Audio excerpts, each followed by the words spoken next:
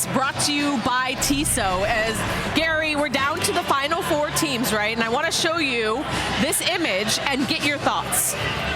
Okay?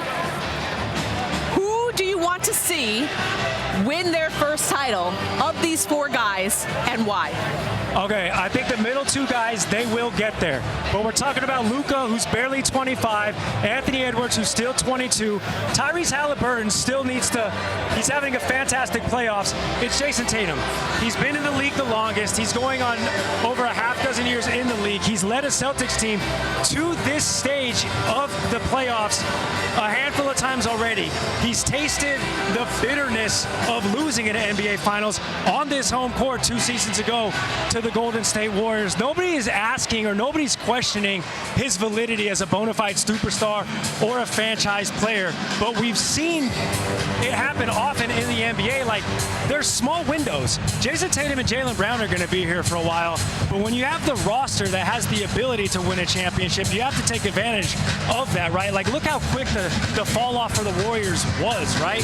So it has to be Jayson Tatum. Yeah, I mean, look, Tyrese Haliburton, a first-time All-Star. Correct. He, showed up in the in-season tournament big stage. Yeah. I mean, he's definitely been putting himself in the spotlight, Correct. but I don't think anyone has any expectations for him this year.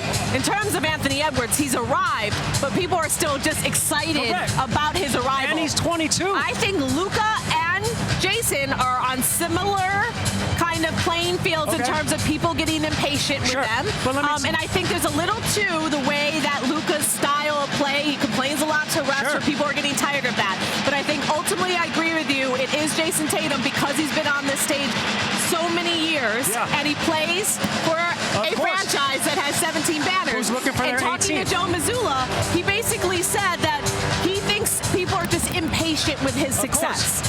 And so that's the criticism around Jayson Tatum.